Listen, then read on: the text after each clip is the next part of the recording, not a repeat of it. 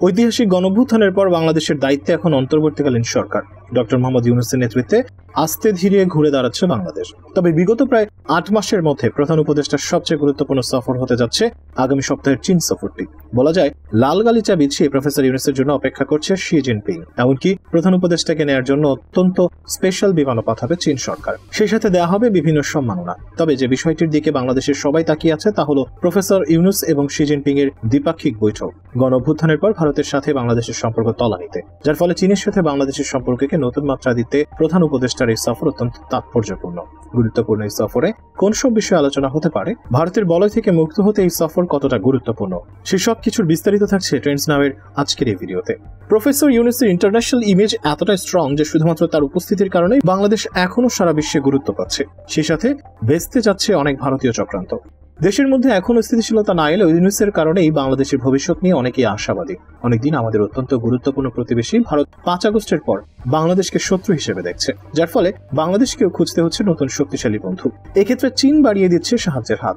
Professor Yunus আগামী ২৭ March চীনের দক্ষিণাঞ্চলীয় দ্বীপ প্রদেশ হাইনানে বোয়াও ফোরাম ফর এশিয়া উদ্বোধনী অধিবেশনে ভাষণ দেবেন। তিনি পরের দিন বেইজিং এ চীনের প্রেসিডেন্ট শি জিনপিং এর সাথে সাক্ষাৎ করবেন বলে আশা করা হচ্ছে এবং পরে খ্যাতনামা পিকিং বিশ্ববিদ্যালয়ের বক্তৃতা করবেন। সেখানে তাকে সম্মানসূচক ডক্টরেট প্রদান করা হবে।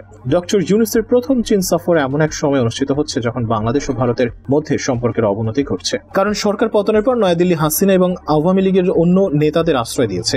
জানুয়ারিতে ভারত বাংলাদেশের সাথে ভাগ করা তাদের প্রায় ৪,১০০ কিলোমিটার সীমান্তে বেড়া দেওয়ার কাজ পুনরায় শুরু করে। সীমান্তের ৩ দিকেই কাঁটাতারের বেড়া দেওয়ার কাজ শুরু হয়। এর পাশাপাশি বাংলাদেশিদের জন্য ভিসা বন্ধ করেছে ভারত। উত্তেজনার সর্বশেষ উৎস মার্কিন জাতীয় গোয়েন্দা পরিচালক তুলসী গ্যাবার্ডের একটি মন্তব্য, যিনি বাংলাদেশের অন্তর্বর্তী সরকারের অধীনে সংখ্যালঘুদের উপর নির্যাতনের বিষয়ে ভারতের সুরে সুর মিলিয়েছেন। এসবের মধ্যে বেইজিং এর সমর্থন ইউনূসের অন্তর্বর্তীকালীন সরকারের কূটনৈতিক অবস্থানকে দৃঢ় করতে ফলপ্রসূ হবে। কারণ তিনি ডিসেম্বরের সাধারণ নির্বাচনের আগে বড় শক্তির কাছ থেকে বৈধতা পেতে চান।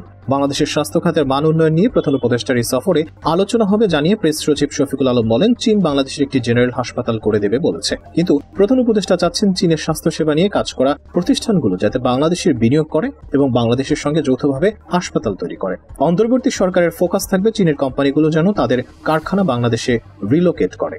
প্রধান উপদেষ্টা আগেও চীনের সোলার কোম্পানিগুলোকে বাংলাদেশে স্থানান্তরের প্রস্তাব দিয়েছিলেন, কারণ বৈশ্বিকভাবে চীন অনেক ট্রেড ব্যারিয়ারের মধ্যে পড়ে গেছে।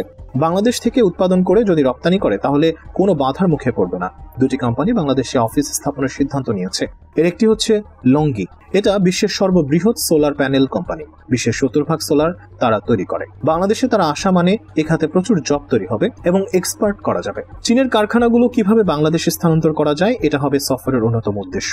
অন্তর্বর্তী সরকার উৎপাদন শিল্পে বড় ধরনের বিপ্লব ঘটাতে চায়। চট্টগ্রাম বন্দরের সক্ষমতা কতটা বাড়ানো যায় সেদিকেও সরকার গুরুত্ব দিচ্ছে।